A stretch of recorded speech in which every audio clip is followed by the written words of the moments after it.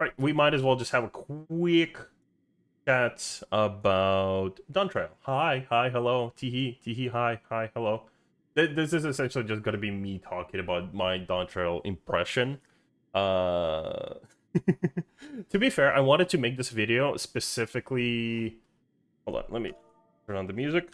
To be fair, I wanted to make this video like much later once I've cleared Savage, just because like I wanted to have a full impression of the expansion rather than, you know, just bits and bobs.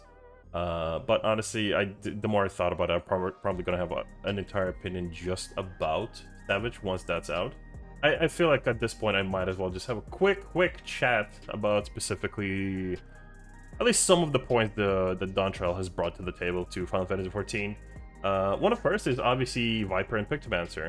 Viper, I don't like. I know this is a lot of people's they like at the moment favorite job because it's busy, it's fast, it looks cool, but it's just not my cup of tea. It's just unfortunately just not my cup of tea. Like, I am a support player. I play tanks, I play healers, I play physical range. I don't really play, you know, pure DPS. I do play samurai sometimes, but it's just for sake of just playing samurai. Honestly, it's not something I dwell in too much. So Viper is just because it's so pure DPS and just has nothing but feint. It just I tried playing it. I just felt itchy the entire time, like a heroin addict.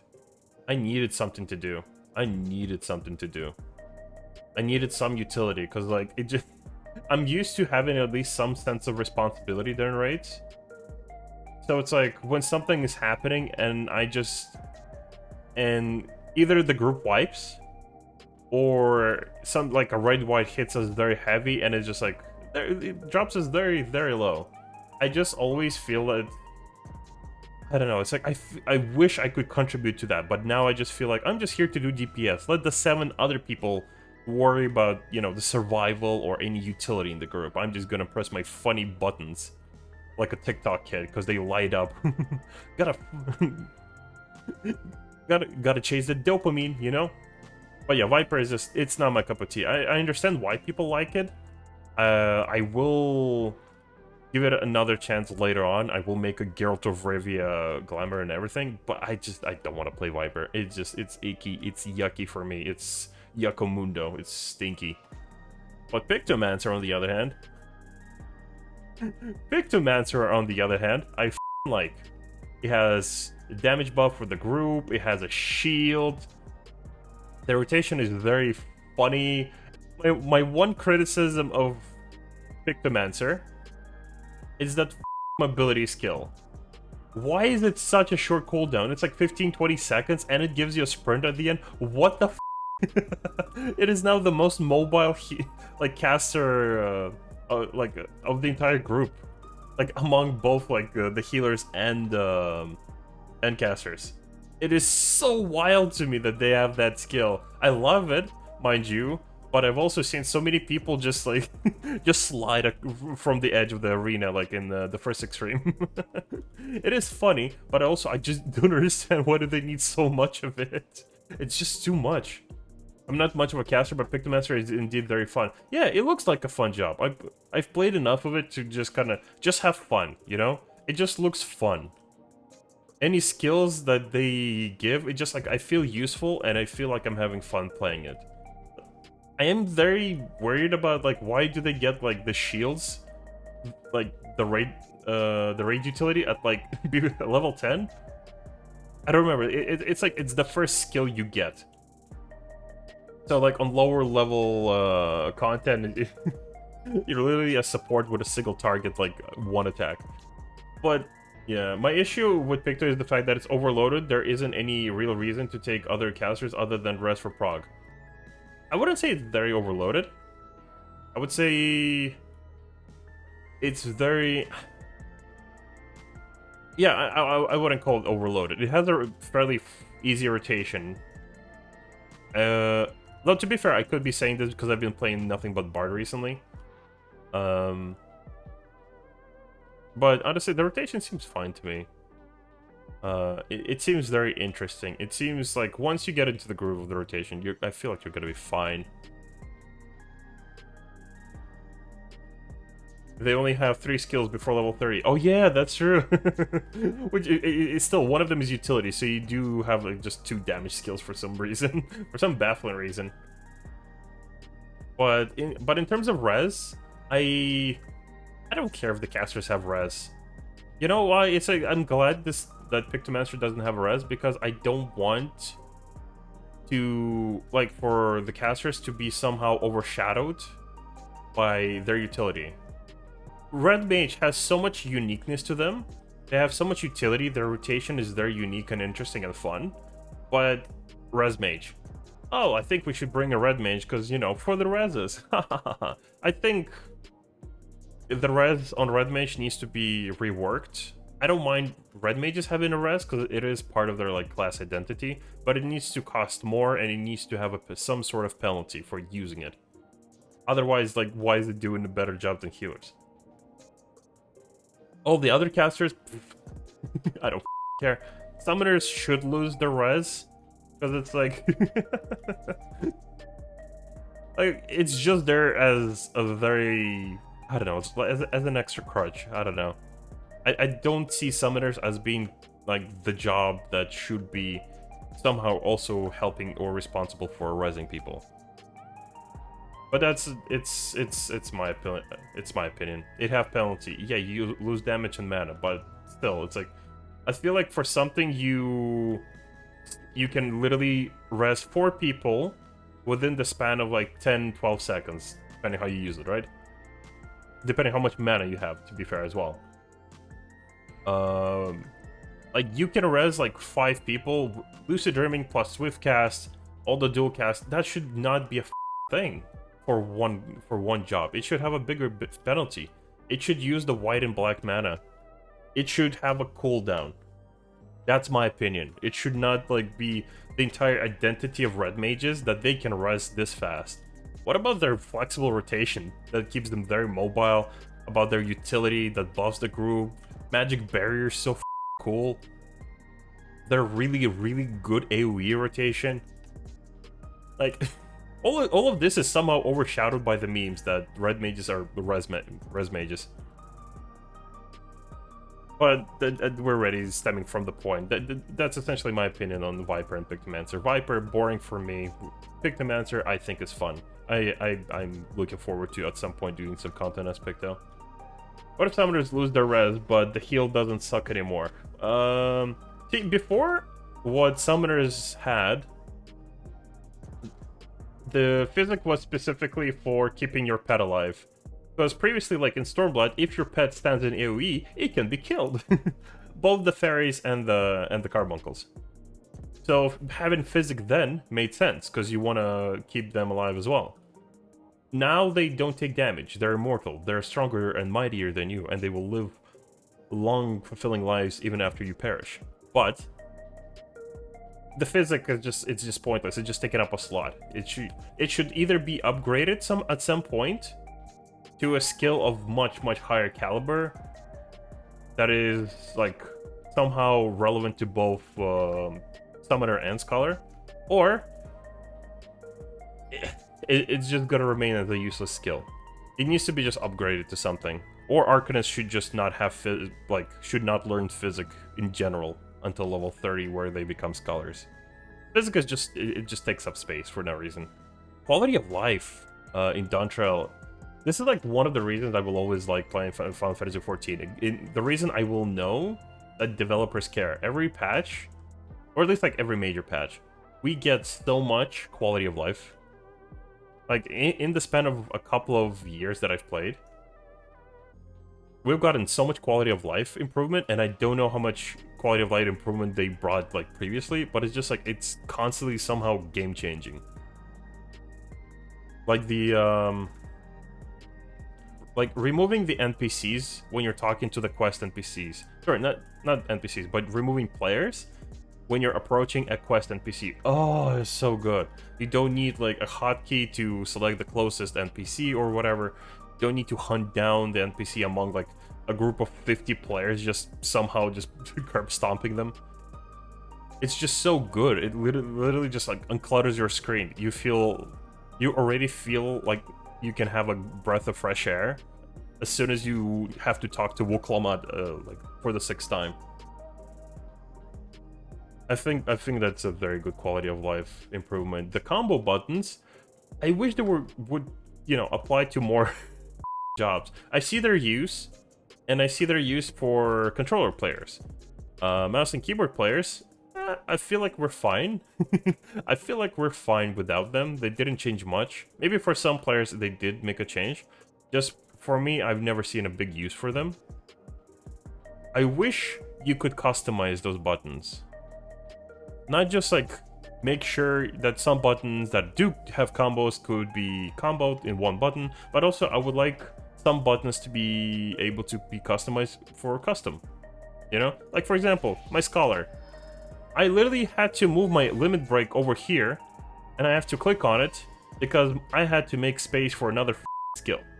I need my pet movement because I'm very proactive with moving pets or when I need their cooldowns.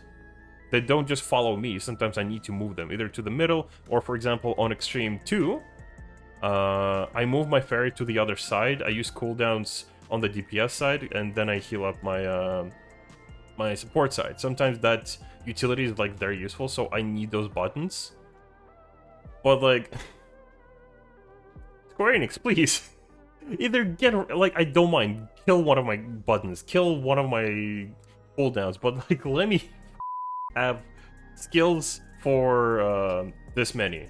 Same with fairy. It's like I would like to be able to resummon my fairy without having to click. It's like I shouldn't need to, like, I would love to have a combo for something like this, right? Like when one button is on cooldown, I would like another button to be available to me, right? Like for example, a good example for, okay? If Lucid Dreaming is on cooldown, I want this button to turn into Summon Eos, right? That would be one of the options I would like to do. I would like to do, like, if Lucid Dreaming is on cooldown, it turns into Summon Eos for me. Because, for example, let's say I got killed in a fight due to my own mistakes, due to someone else's mistakes, or I just decided to jump off the platform, I got rest. What is the first thing I do as a caster? Lucid Dreaming. I need my mana back, right? So, another thing is that the fairy still costs mana. So, obviously the first, thing I have to do is get mana. Lucid Dreaming, and then I press on it to get Summon Eos, right? There's no other situation where I need to summon Eos other than when I died. Because I pre-summoned it before instances or some other, right? Essentially just like that. Obviously I would have Eos somewhere else if I need to summon it, like when I change jobs. But it's like during combat, I would like to not have to go to a 4th hotbar to do some of the stuff. Just a quick macro just for me for some situations. Like, I would have another summon Eos here for pre-combat, and I would just have one little macro here to turn Lucid Dreaming into Eos. And then it goes back to Lucid Dreaming as soon as it comes off a cooldown. That's essentially what I would like to see, essentially, in this system. I think they did it pretty nicely on Viper, but it's a whole job design around it. I don't think it could be the same for every job. Yeah, I kind of get that for Viper. But I can't really speak for specifically DPS that are melee. I can speak for DPS that are kind of casters, healers, support, physical range, and tanks. Like, none of these jobs really need that. You know what I mean? Unless I'm gonna compartmentalize the tank jobs, like rotations. Sure, I can save some space there, but tanks don't really have enough skills to fill up all my bars as a PC player. Again, I feel like this system is more useful for controller players than PC ones. On healers, there's nothing to combo into. That's why I would like a custom macro combo to be an option for me. For casters, again, it's like those are all separate skills. They don't combo into each other. Like, not all of them, mind you. Like, I know, like, Chain Stratagem will... hi, Barry. Chain Stratagem will combo into the new skill, but... again, I would like macros like that. I use Chain Stratagem, I use the other skill. But it's just... physical range, even like you can't do that on Dancer because their whole rotation is based on RNG. Which next key you need to press? DDR, let's go! Maybe, I don't know, Bard. Maybe the songs changed into each other if you could set up a certain order, but then you lose flexibility of when you can use specific songs. Maybe you need to swap to a different song later on. Like, for example, they used to optimize in DSR, for example, because when you couldn't change song, when you selected without selecting a target, that was a nightmare. But you essentially could at least optimize your songs during like the intermissions to at least like specifically increase uptime on the songs you would prefer during certain phases. But yeah, essentially, I am in favor of the system they implemented, but I need it to be a bit more in depth. I need a bit more depth to that system, right? Another quality of life that I'm kind of waiting on is the little thing they showed where it's like an in-game toolbox for raids. I'm still waiting on that. I want to see that and I want to use that. That's going to be a big game changer if you can show strats visually during raids.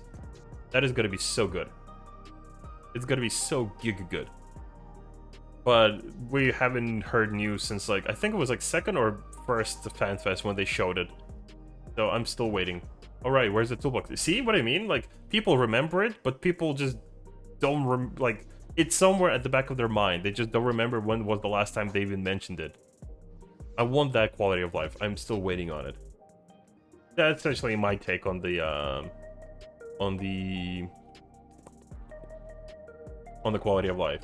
Now, the graphical update, that is obviously a big point of conversation, and graphical update has been such a point of conversation. I've seen so many people literally make guide videos, best graphical settings for your computer with the new update. It's just shut the f up. different computers, depending on your setup, depending on your GPU, CPU, and even motherboard, honestly, sometimes. Your settings will differ, so please do not watch any of those guides. If their settings work for you, because you don't understand some of the terminology used in graphical settings, go for it. But don't take one video and think this is the best one, this person knows what the fuck they're talking about, they're gonna give us, the best graphical settings. I've seen a lot of like quality of life around graphical settings, but it's like, as someone who, I don't know, I don't have the eye for the finer detail. I've seen a lot of like improvements to the graphics, the aetheryte crystals, the skin, the clothes. I've seen all that, but most of my game is still played like this, as you can see. I'm a small person on the back. That's why I'm not even too bothered with what eye color I usually pick for my character when I Fantasia, because like I will probably not see it ever. Outside of like the character edit menu, I will probably never fucking see it ever again. I see how some people would be excited for it, but it's not me. I've seen the differences. I think it looks amazing. It looks very good. Some of the older maps, we've all explored them, but it's also, they hyped it up a lot, but at the end of the day, it's such a small thing. It's such a small thing because it's just there. It's eventually, after a couple of days of playing, you just don't notice the difference. Your eyes just adjust and you just see it as, the Final Fantasy XIV game. But I do appreciate them actually improving the game and kind of making it like, at least like, more, what's the word I'm looking for? More next gen. So once PlayStation 6 comes out, PlayStation 6 enjoys can actually enjoy some heightened level of fidelity in the graphics. Love how you're running in circles. Yeah, helps me think. The graphical update is kind of hard to see in general until you hit the dungeons. Yeah, either the dungeons or you just start, just sniffing around, just like, must see, you, person, let me see the graphics on your clothes. Ah, yes, this definitely looks like texture. Ooh, this definitely looks like leather. Ooh, boots. Like, once you look at the finer detail, it looks better. Oh, hold on. The horns as well. Everything looks much cleaner, a lot better. Like the bump maps on a lot of this stuff. The hair definitely looks a lot cleaner, a lot better. But when you play like me, when you're a freak like me, when do you notice these graphics? When do you notice them? They just kind of just blend in and you just kind of forget there was a graphical update after a while. I know the light and shadow on my Vera. Actually, that is a good point. Specifically, most of the graphic differences that people have noticed is specifically on the faces of their characters. Those graphics, there's a reason people got free Fantasia for that. But at the end of the day, once you fix that, what are you gonna do after with it? I always do this when I'm on phone. I see. I notice mostly visible in Dawntrail areas. Yeah, the other that not that much. Yeah, it's like you do see it in some places. Like let's check Limsa for example. Let's just for sake of argument, let's go to Limsa. To be fair, the leather on the Gunbreaker outfit is really amazing, Lumayo. Yeah, when you zoom in and look at it. Otherwise, the graphics just kind of blend in. The Aetheryte Crystal definitely looks way better. It's no longer just a blue fucking husk of polygons. It has reflections. It has like a bit of depth, not on all places, but it's like it looks way cooler. The grass is, I don't know. I guess it's a bit better, but it's like it still looks like shit. Otherwise, you're just kind of running around. Nothing much else looks different. There's some grass. There's some grass here. I don't know if this was different. I know the one in Ilmag was what would they show it as an example. Like Ilmec is obviously gonna like have the most vivid difference. Like the flowers are like they stand out already. The movement, etc. Like Ilmec already like you remember it in a certain way, but in a certain way where it had a lot less flowers. But like there's a reason we see Ilmec as the best example because it has the most to show, and it has the most to change. If there's any other place, it would be like probably Rectica Woods. It could be, now that I'm thinking about what other places, probably not Kalusia, that's just mountains. So the verdict, it is a background thing that's nice to have, but not super essential to the game. Yeah, that's true. It does give, though, like, I'll be fair, like, it's not something big that I care about myself. I see the difference, but it's like, it just blends in for me after a while. And I just don't care, right? Great Lake? Yeah, Great Lake too, actually, now that I think about it. But the more I think about it, it's just like, I don't really care about this, but I appreciate it because it gives the game a lot more longevity, right? A lot more longevity. That means the future consoles are going to be able to enjoy and seem appealing for this game. Because the graphics just improve. They don't look like, you know, a pee-pee-poo-poo 2006 World of Warcraft graphics, you know, MMO. That is like a lot of people's argument as well against Dawntrail. Sorry, not Dawntrail, but against World of Warcraft when they compare 14 and Dawntrail. So, I keep saying Dawntrail, what the fuck is wrong with me? But essentially the argument between World of Warcraft and Final Fantasy 14. I just like the way my graphics look. I look so much better. I look so much cooler. And then they just play like this. Imagine what they could have done if the game didn't still need to support PS4. Oh, true. But remember that they did cancel support for PS3 a while back? That's gonna happen eventually. At some point, they will need to specifically like support like the current 3 generations of PlayStation. At some point, PS4 is gonna lose support, unfortunately.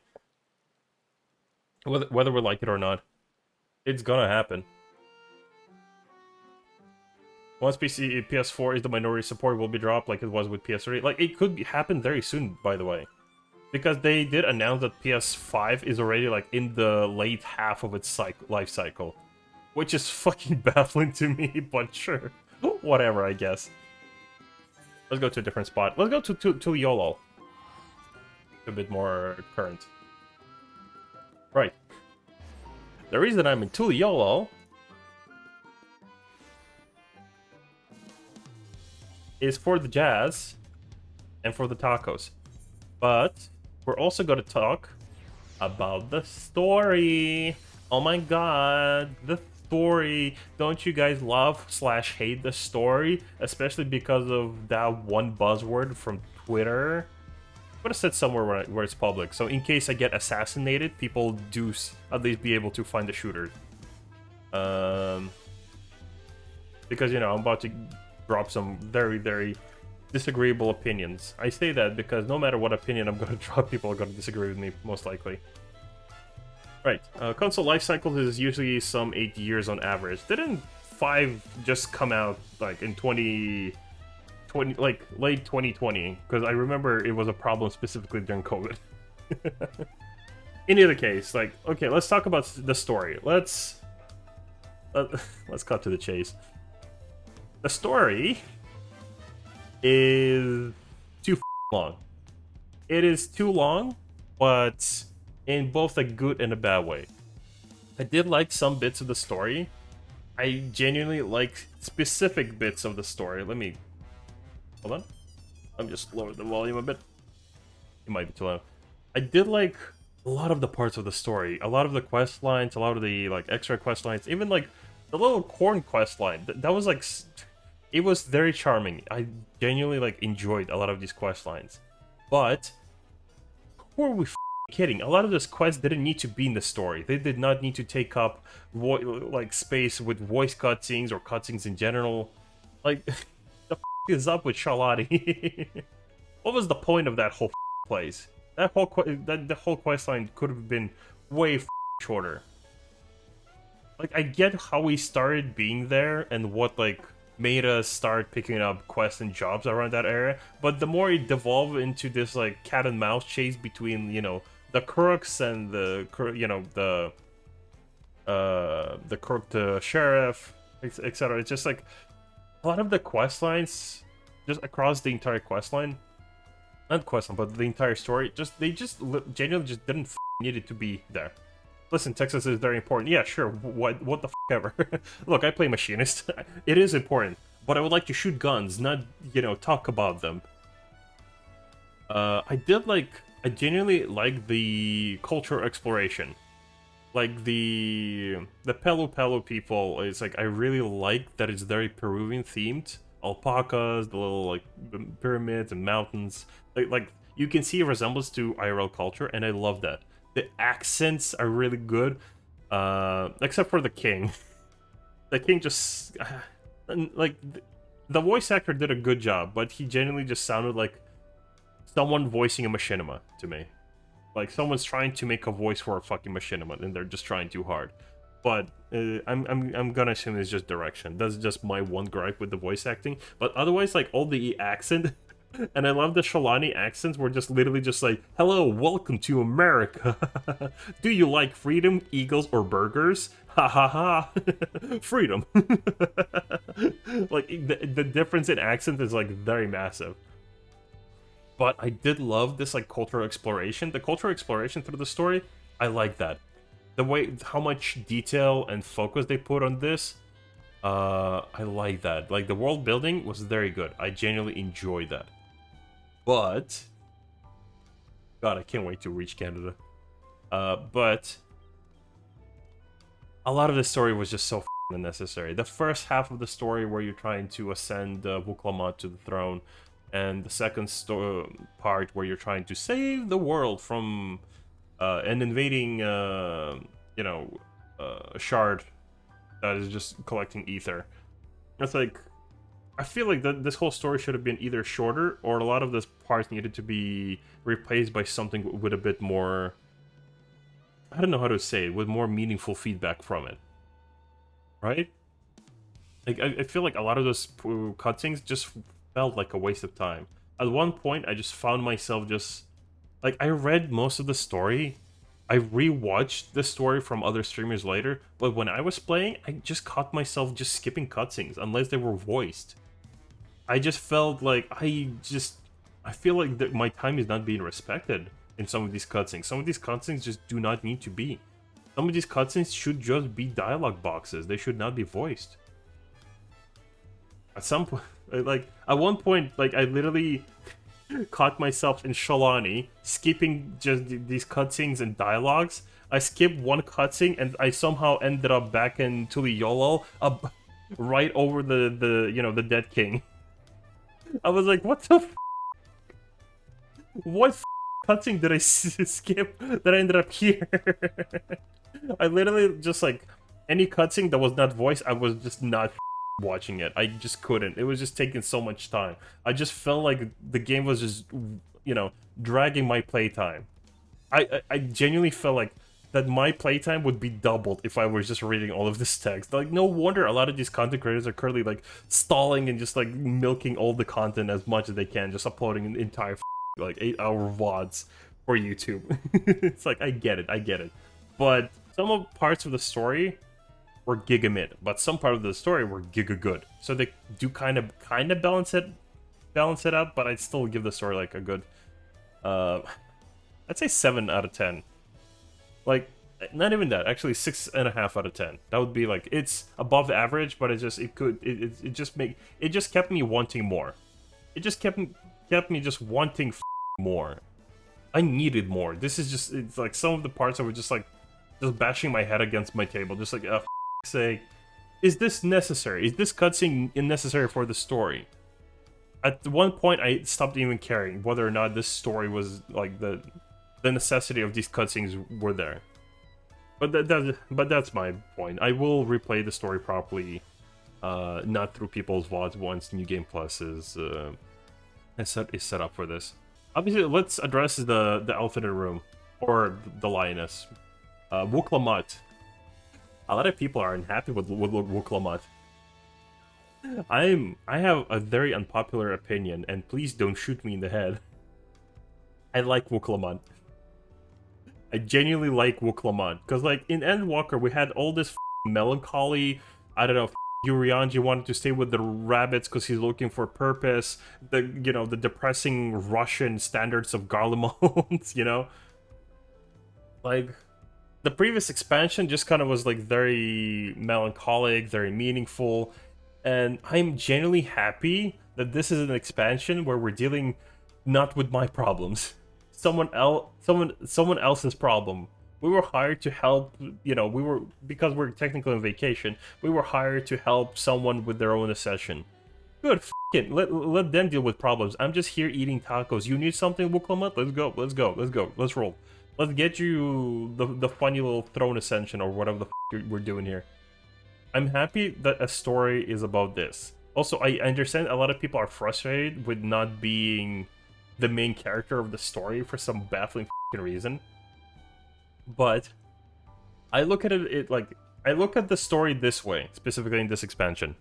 I'm looking at it from a perspective that I always liked Kakashi better than Naruto, who wanted to be Hokage, right? I always liked Gojo better than Yuji, who has like a whole story and lore that he needs to collect the fingers and then get executed, but hopefully not executed. But Gojo's still cooler. For once, I'm glad that I am the mentor and experienced helper to a main character who is a goofy ass Hokage becoming one ass, Like, I'm glad that I'm the cool character on the side, right? There's a reason Wuk Lamat asked us to remain in the kingdom, either as a helper or whatever. In fairness, you could argue that Alphinaud was the main character of Heavensward and Alze was the main character of Stormblood. Possibly, but I feel like up to all the way up to Endwalker, all those expansions were about the Scions specifically. What wacky adventures did the Scions get themselves into this time, But this is like the first expansion where it's not the Science shenanigans that are happening. It's just like a very pleasant coincidence that we all end up over here. But at the end of the day, it's about someone else's journey and their ascension to the throne and all the wacky adventures that entail. But it's just not our problem. It has nothing to do with the Science, other than Kryl, discovering her parents because there was a whole male and other, But even that was that was B-roll. That was B-roll. It only concluded at the end of the story, but that was just B-roll. That was not even the important part.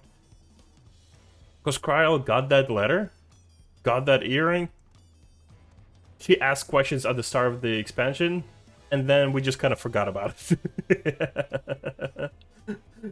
This entire story was literally about nothing but non-Science shenanigans at this point, and I'm all for it. I'm happy with this. Finally, it's just no world threat from the cosmos and making us, you know, go all the way to the edge of the universe, discover new planets, defeat the ultimate evil, and then, you know, fist fight some psychopath that says shit like grr and test of your reflexes and whatever the fuck Xeno said. Like, I'm happy, like, and I get it, like, this is an opinion, this is a very perspective kind of opinion, and it to each their own. But my opinion is that this setup for the story is good. It's a 10 out of 10. I'm happy where they took this expansion. I'm sure we're going to be the main character soon enough again, but I'm happy this is what we got. And this is a personal theory that I did voice this out a couple of times. I think as soon as Endwalker is going to be part of the free trial, I believe Dawntrail is going to be the new starting zone for new players, so they don't have to start in Realm Reborn to, you know, do content. Come on, move. I don't want to go AFK. That is my opinion. Like, we will be the character that Wuk Lamat hires to help her with the throne ascension. That's going to be our start of the story. I'm sure Wuk Lamat, Koana is going to be like part of our posse now. They're going to probably change a bit of dialogue when we're meeting the other Scions, but it's like, I believe Dawntrail is going to be the new starting expansion for new players once Endwalker is part of the free trial. Hell, they might make this like Final Fantasy 17 or whatever the with how the story is going to continue. I don't know. It's hard to say. Or Final Fantasy 14 too, whatever the naming convention was for 10. But yeah, it's like, I'm happy with the setup for the story. Half of the story didn't need to be there, but I was okay with it. I did not hate it too much. That is essentially my take on the story, and I'm happy to be Goju / Kakashi or Zoro or whichever other secondary cool character. I'm happy to be Jiraiya. I'm happy to just look at nude Gigababes through a hole in the jacuzzi or whatever the Jiraiya did. I'm glad to be writing a little book in my free time, you know? I'm happy about this, you know? Next, let's talk about... Honestly, this is kind of connected, but we might as well talk about the music. Music just slaps, that's it. That's my opinion. I like that there were no bad tracks. Like, even in Endwalker, some of the dungeons just had their own, like, little track, and it was just, you know, a dungeon track. It felt just like a dungeon background track, that's it. Obviously, some dungeons had cool music, some reminiscent music from previous expansions, the raid music, etc.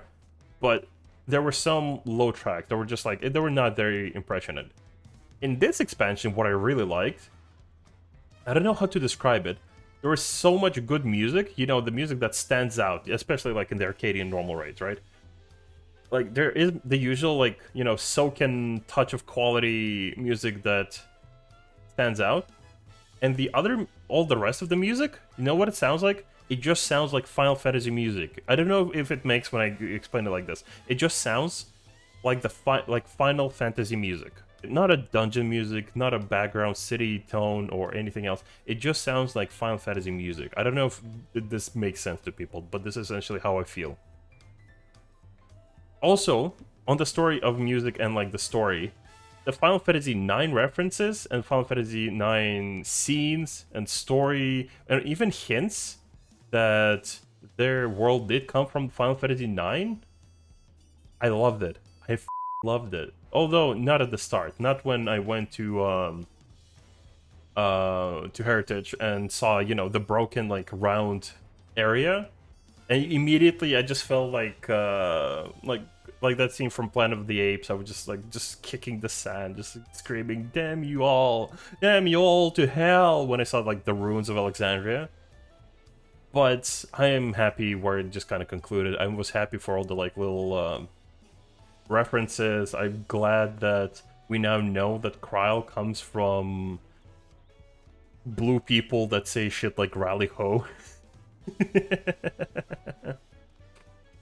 This is essentially for my Final Fantasy IX enjoyers. Essentially, although people who might be interested, there is a content creator by the name of Worm Limion, and they released a really good video comparing Alexandrias from Final Fantasy XIV and Final Fantasy IX. It's not just Alexandria itself, they also found a lot of like dialogue bits that compare to old places in Final Fantasy IX. Some old cities, some old continents, even like the world tree, etc. Just like a lot of good, really good references. I genuinely, like, once you're done with the story, check this out. This is gonna be so interesting for you to watch. You're gonna love it. Like, even if you don't know much about Final Fantasy IX, check it out. It's just it's a good, interesting watch, and like understanding a lot of the flavor text that they set or mentioned, like some areas from Final Fantasy IX, is just a good thing. It gives you like more in-depth understanding of the story, if that makes sense. I watched it. It's good. Yeah, it's really good. It's very well made. Now, Extremes. Extremes were good. Extremes were so fun. Both the casuals that I talked to and high-end players, that both like who I talked to or people who made videos or just are streamers, majority of people loved it. They are fire. They are fire. Exactly. They're so good. The new gang.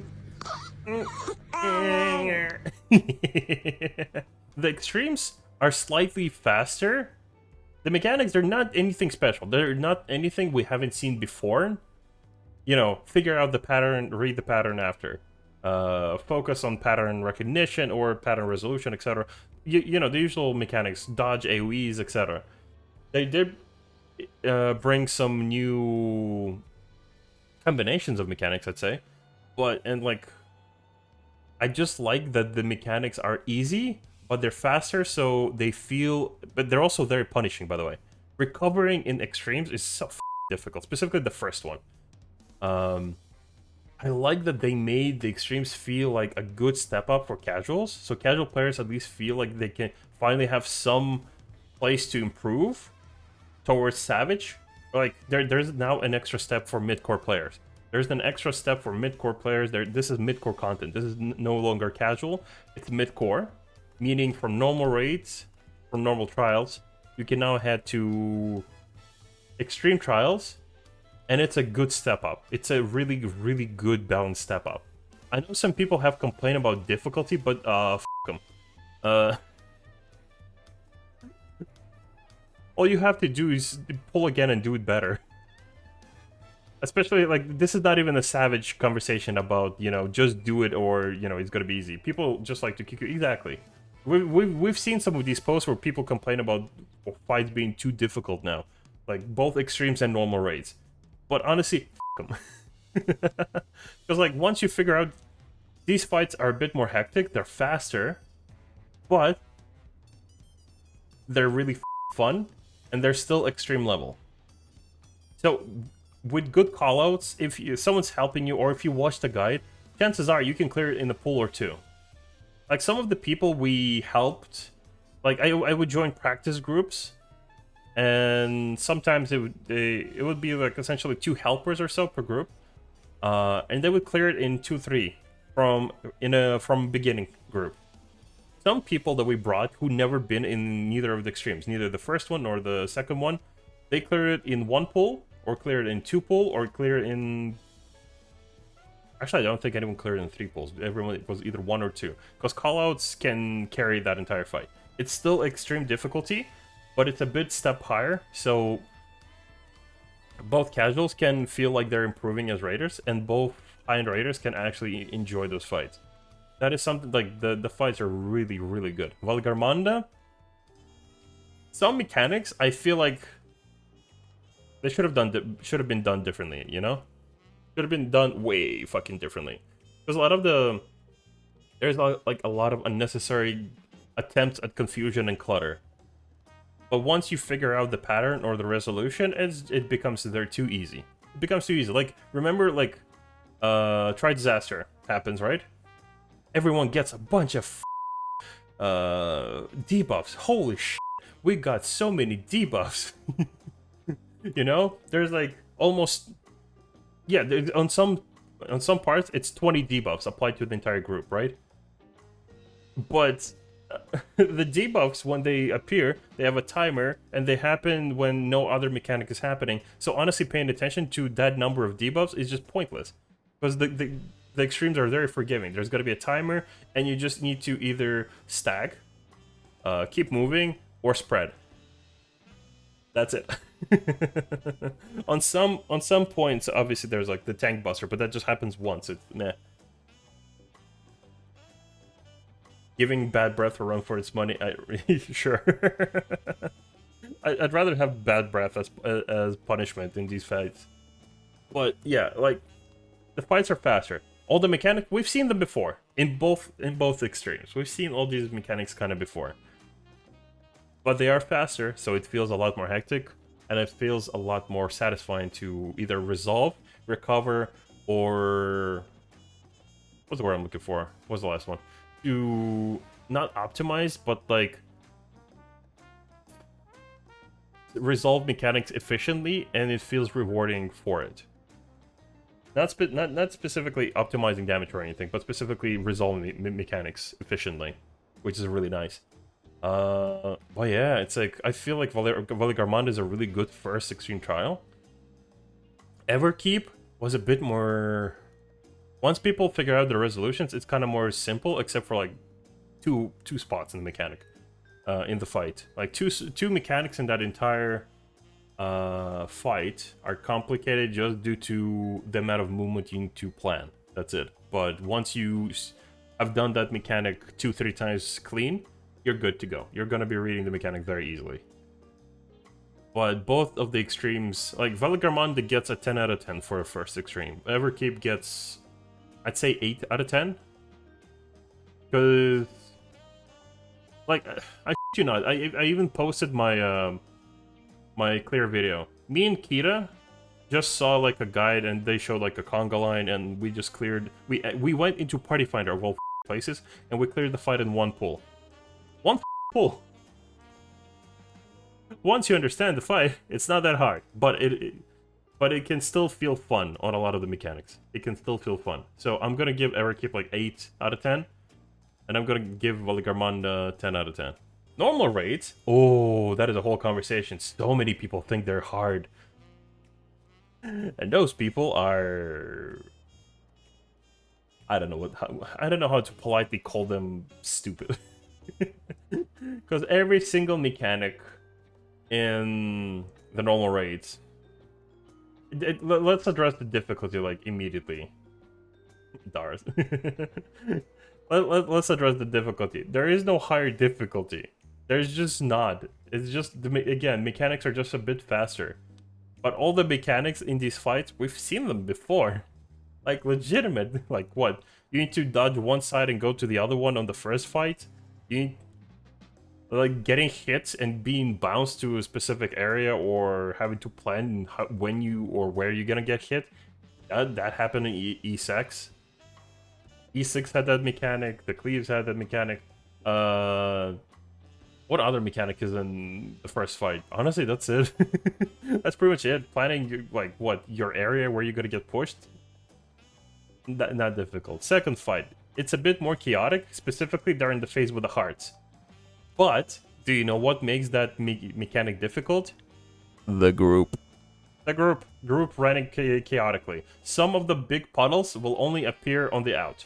If the group would stack and just kind of go Mario Kart around the boss, honestly, placing the puddles, it would be very easy. Some of the hearts are also aimed at the players, but again, it's just like dodging those is not difficult when everything is a lot more organized. Like the the second fight, I can see how a lot of people find it difficult. But have you considered dodging? Move. Don't greed. Don't greed. Dodge the little hearts, that's it. That whole fight is not that difficult once you understand that... Like, once you start reading the patterns, and once you start understanding the patterns of the fight, you will understand just how easy that fight is. Because, again, none of the mechanics we see in that fight are something we've never seen before. Hearts being shot at you, collecting debuffs, and, you know, not dying. We've seen that. We've seen all that. We've seen fulmination with the debuff management. We've seen Byakko with like dodging the orbs and whatnot. Like let's be honest, we've dodged worse patterns than just randomly flying. I know, we've seen worse patterns in previous fights, other than just some hearts like randomly flying at you, and you just need to dodge some AoEs. I can see how that can frustrate some more casual raiders, but let's be honest, once you like, if you needed more than 3 pulls to clear that fight, the problem isn't is not in the fight. I've seen some people literally just talk about how they've been wiping for like 20 times on a fight. At that point, the problem is not with the fight, because all of these normal fights, they are faster, they're more punishing. Yes, that's true, they did do that, but they're still normal raid difficulty. If you are repeatedly wiping on it, that is not a raid problem, because that is still a normal raid. If you have not cleared the fight in 3 to 4, hell, you know what, f it. Some people are a bit slower, 5 pulls. Sometimes you just need a good 5 pulls to get through the fight. Like even casual healers can carry that at that point, right? 5 pulls to clear any of the normal raids. If you take more than that, that is a skill issue. That is there's no polite way of saying it. It is indeed simply a skill issue. It is. I'm sorry. Have you considered literally doing anything else in the game than venting about normal raids? Now the third fight, I like the least. The least. There's nothing happening. You get pushed out of towers. There are bombs where you need to go from long fuse to short. And then he just dashes across the arena, just cleaving half of it. There's not... And sometimes his chest mouth throws up, I guess. But that's like... Nothing else kind of comes to mind. None of the other mechanics come to mind, like, to describe that fight. There's like 4, maybe 5 mechanics. Maybe there's a tank buster somewhere. But that fight is just like, I like the music. I like the little, you know, phase where he, you know, punches the referee. I thought that was charming for story reasons, but as a fight, that fight is boring. It just is. It just is. That fight is just not. It did not create an impression for me. It's just there's nothing in that fight. There's nothing. It's 5 mechanics. Now the fourth fight, I liked, because the fight essentially felt like it was evolving over time for a normal fight. That was really cool. She started making clones. At the start, it's just 2 clones appearing. Then she started doing the full patterns of 4, like the 4 clones doing the half arena cleave, and she's also doing the half arena cleave. Like the 2 clones, you know, cutting through the arena and creating zones you gotta dodge because they are gonna explode. Like that, the fourth fight, as a normal fight, it just felt like it was taking you seriously as a raider. And it kept evolving. At some point, there's gonna be like the soft enrage where she destroyed the platform, and you need to start surviving the stack. But yeah, the fourth fight I really like because it just felt like it was taking you seriously. It had some savage mechanics in it to it. Like, well, not savage mechanics per se. It just felt very savage tone-wise, the way the mechanics were going through. To be fair, that fight is the least punishing. Like, that fight is legitimately the least punishing out of all the fights so far. Maybe except for 3. 3, honestly, there's nothing to punish you for. But compared to first and second, the fourth one is the least punishing. I really like that. But I also like that there's so many mechanics for a normal last turn fight. And I'm very excited for what they're gonna bring to the table in Savage. I'm very excited for Savage. Like, once I'm gonna be done with Savage, obviously I'll upload the clear videos, but once I'm done with Savage, I'm gonna do a proper analysis and impression of those fights. But for now, this is essentially my impression of Dawntrail, at least my first impression. Viper, meh. Pictomancer, pretty good.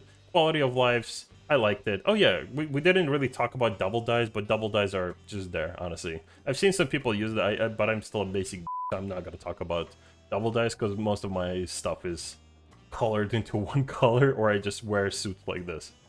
Graphical update, it's alright, but I still appreciate it. Story could be way better, but it also could be way worse. Extremes really good. Normal rates really good. Still, otherwise, I cannot wait for Savage. That is essentially the end of my impression.